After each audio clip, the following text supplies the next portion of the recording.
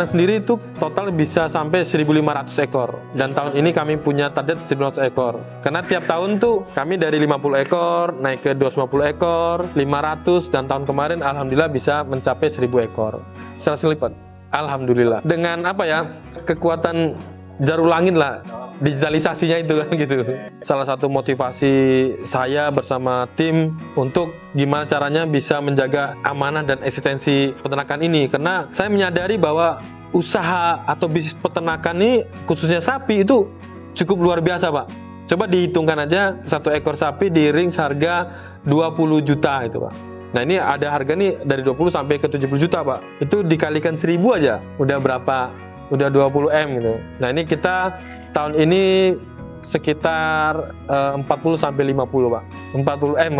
Saya mulai menggeluti peternakan ini kan di saat Covid, di mana perekonomian masyarakat cukup menurun itu, Pak. Tapi eksistensi ibadah kurban ini masih cukup tinggi. Bahkan di saat haji itu diberhentikan kemarin itu orang-orang pada larinya ke sapi kurbannya. Terus kemarin resesi itu nilai atau tingkat permintaan tuh masih tetap stabil, Pak. Dan kalau saya lihat sih untuk khususnya peternakan sapi, kambing dan domba itu selama masih ada kurban, insya Allah masih berkembang, Pak.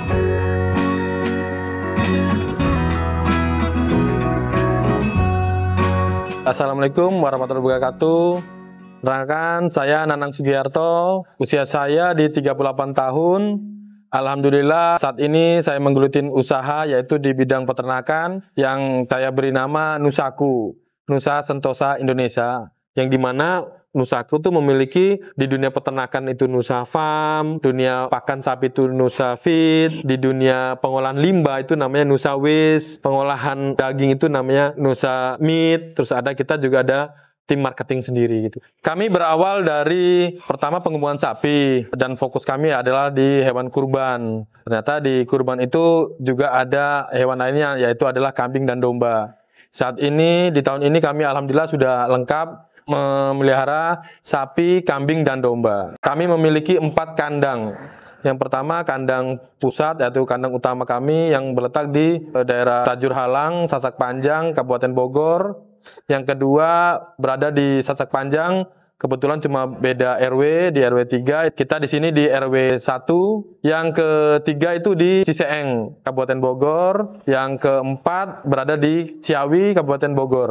Kebanyakan usaha yang saya gelutin itu di luar ekspektasi saya gitu. Saya dulu kuliah di jurusan teknologi pangan, saya membangun usaha advertising, terus entertain, bahkan sampai ke kerajinan rumah tangga. Saat ini saya bergelut di dunia peternakan yang dimana saya satupun tidak punya ilmu di bidang tersebut lah. Nah awalnya itu terlepas Covid itu beberapa usaha saya itu tidak berjalan. Akhirnya saya coba karena nggak ada pekerjaan itu saya jadi driver online. Itu 1 tahun dari 2019 akhir sampai 2021 itu. Karena saya berpikir siapa tahu saya jadi supir driver online, saya nanti akan ketemu dengan seseorang yang mau ngajak saya bekerja gitu. Tapi ternyata ya tetangga saya yang memperkenalkan saya dengan dunia persapian gitu. Saya dikenalkan oleh tetangga saya untuk usaha peternakan sapi. Kebetulan saya tidak begitu tertarik karena kan saya belum begitu paham. Tapi saya terus mempelajari, oh ini ternyata marketnya cukup baik. Dari awal itulah saya berkecimpung di dunia peternakan. Karena menurut saya mungkin jika kita menggeluti sesuatu yang bukan bidangnya, itu rasa ingin tahu itu lebih besar gitu. Nah coba saya belajar ke sana kemari, termasuk jenis sapi, mana sih yang jenis limosin, simetal, dan lain-lainnya lah itu. Sampai ke pakan gitu. Saya semua usaha, Pak, saya harus dari awal gitu. Biar nanti suatu saat mama saya punya orang yang membantu saya itu saya tidak gampang dikibulin lah bahasa gitu ya. Nah, itu semua saya yang bersihkan, saya memberi makan gitu kan. Itu saya pagi subuh itu, Pak, saya membersihkan sapi. Saya memberi makan. Nah, jam 7 saya ngantar istri saya. Jam 4 saya balik, itu saya memberi pakan. Nah, malamnya saya ngambil pakan. Dari semua perawatan sapi, yang susah adalah tukang ngarit. Makanya saya itu tidak berani untuk terlalu keras ke bagian ngarit gitu, Pak. Nah saat ini kita akhirnya, ini kalau ngarit kasihan nih, mereka pulang kepanasan dan lain-lain. Nah, saat ini kita ada yang nyuplai, beli pakan, kita kerjasama gitu. Memulai itu saya memiliki 1 ekor. Saya pribadi itu modal sekitar 15 juta. Saya tidak punya modal besar. Saya punya pemikiran jika saya punya uang umpama 50 juta nih. Jika saya membelikan sapi itu paling cuma dapat 1-2 ekor. Karena sisanya untuk biaya operasional atau biaya pakan. Nah, saya punya pemikiran coba saya berkolaborasi, yaitu dengan saya mengajak masyarakat atau mitra lah, untuk mitra saya itu menyediakan hewan, saya yang menyediakan tempat plus perawatan. Kita mulai dari tahun 2021, kita memiliki sekitar 15-20 ekor yang sapi saya rawatan, dan di tahun itu saya bisa menjual di angka 50 ekor. Dan itu aksesnya masuk ke gang lah, cuma sepeda motor itu. Akhirnya saya bertekad, saya coba cari tempat yang lebih luas. Kebetulan di Sawangan, saya coba nyewa lahan, saya bangun sendiri, itu saya menjual mobil saya untuk modal itu. Nah, itu saya bangun, itu kapasitas di sekitar 150. Waktu itu saya berawal dari peternakan konvensional itu. Dan di tahun 2022, saya alhamdulillah ketemu dengan sahabat saya, mengajak gimana kalau kita kolaborasi untuk membangun suatu peternakan yang modern. Ya modern yang kayak seperti apa? Ya tentunya lebih ke dunia digitalisasi. Nah, dari awal itu kami mendapatkan hasil yang luar biasa itu kan. Karena beliau sangat prepare di dunia digitalisasi.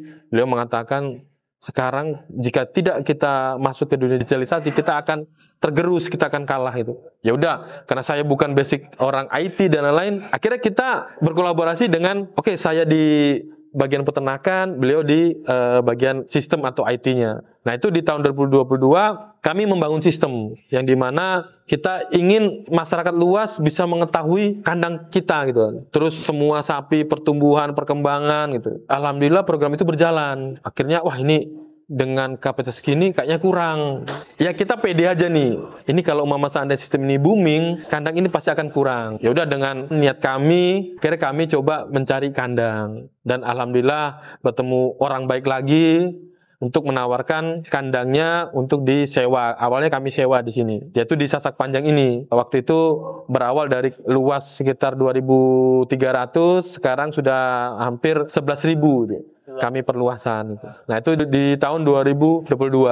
Tahun 2023 kami kembangkan, kami memiliki 2 kandang, yaitu yang di Sawangan dan di Sasak Panjang ini. Dengan berjalan waktu, Sasak Panjang kami tidak perpanjang kontrak, akhirnya kami fokus untuk coba mendirikan beberapa kandang untuk penyebaran.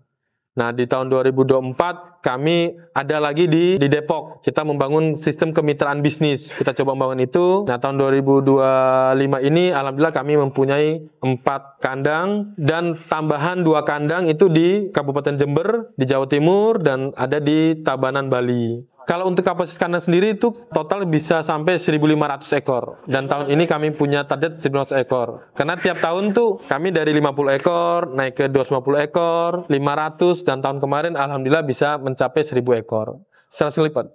Alhamdulillah. Dengan kekuatan jarum langit lah, digitalisasinya itu kan gitu. Tapi kita menyadari bahwa tidak bisa dengan satu tempat itu. Nusaku itu kan katanya kan Nusantara itu kan. Kita pengen menyebar. Insya Allah tahun depan kita akan mencoba di daerah Bandung sama Jawa Timur itu. Saya berpikir begini Pak, semua orang bisa jadi peternak. Karena apa? Ya kita ngarit, mencari rumput, kasih makan ke ternak tersebut, dia pasti akan hidup kok. Tapi kita kan ada nilai ekonomisnya atau nilai jualnya, bahkan sampai ke nilai bisnisnya itu. Nah, di situ yang mungkin peternak-peternakan masyarakat ini yang belum sampai ke situ. Intinya adalah manajemennya itu, Pak.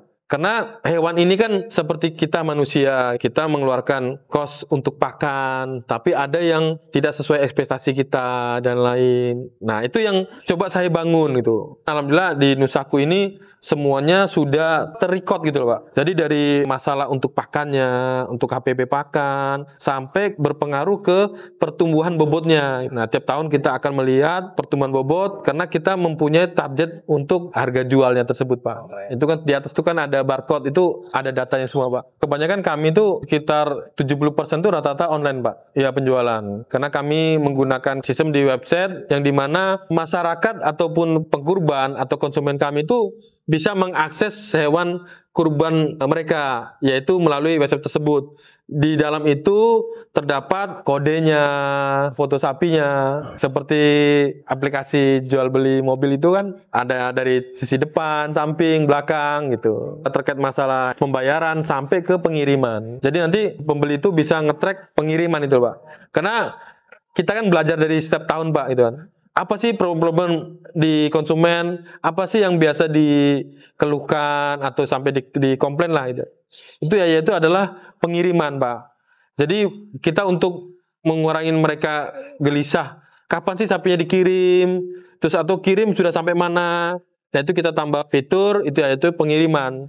Di mana nanti pengkurban itu ataupun konsumen kami bisa mengakses siapa sih drivernya, nomor drivernya, sampai ke maps si sapi ini itu, Pak. Dan pembelian di Nusaku itu gratis pengiriman dan perawatan sampai hari H.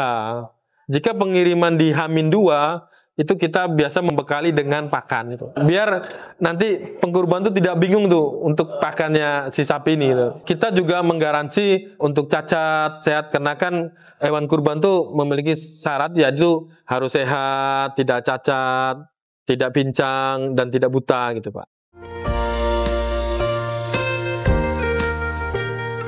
Di Nusaku ini kita saat ini alhamdulillah hampir semua jenis sapi ada, Pak.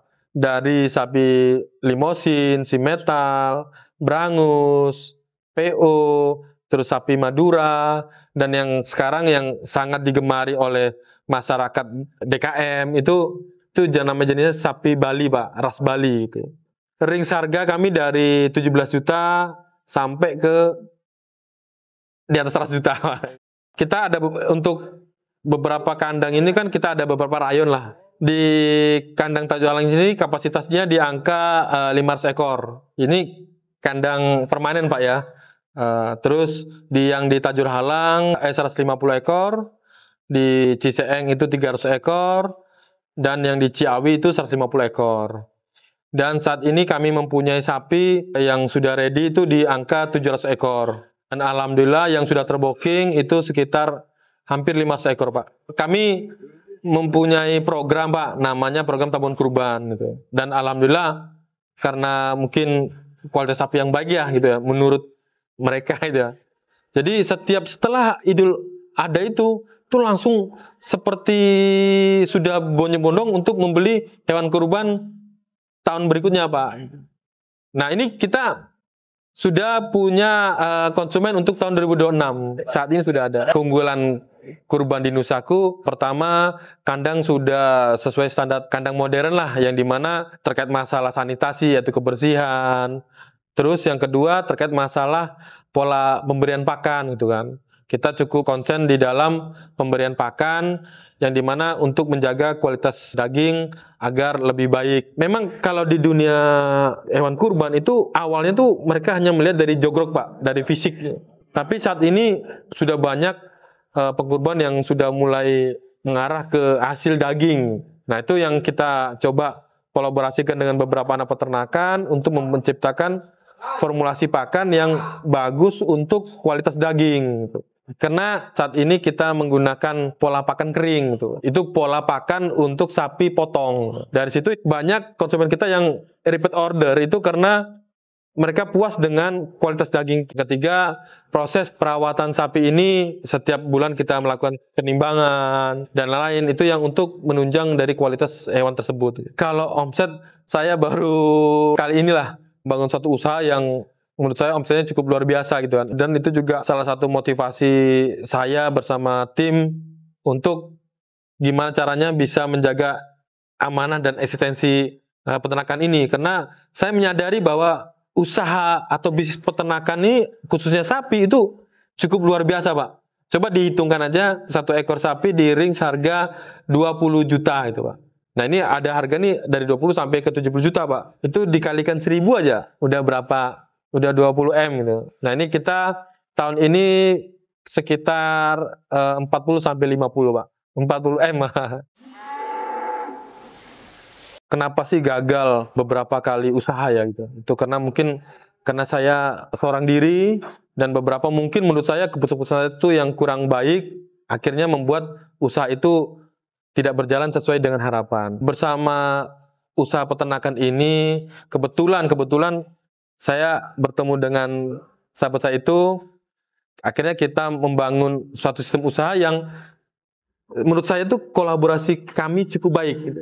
Karena saya di anggapnya bagian lapangan, beliau di bagian sistem, kami tidak bersinggungan gitu. Saya mengembangkan gimana membangun ekosistem peternakan yang baik dari hulu ke hilir, menata kandang, membuat formulasi pakan yang baik, menyiapkan sapi-sapi kurban yang sehat. Sahabat saya itu bagaimana caranya membangun sistem agar masyarakat luas bisa mengetahui, terus bisa mengakses sapi kurban kami setiap bulan bisa mengakses perkembangan sapi-sapinya. Makanya kenapa tampilan kita adalah beternak digital gitu ya. Nah itu yang membuat kami cukup berkembang. Tapi saya menyadari bahwa sesuatu yang instan itu cukup berbahaya. Memang wira swasta itu seperti roller coaster, naik banget, turun banget gitu kan. Waktu itu saya beberapa kali usaha yang dimana orang mengatakan, wah kamu kok cepet ya gitu kan. Setahun 2 tahun sudah bisa seperti ini gitu kan. Tapi cepet juga jatuhnya Pak gitu kan. Makanya kenapa kami akhirnya berusaha untuk memperkuat tim kami.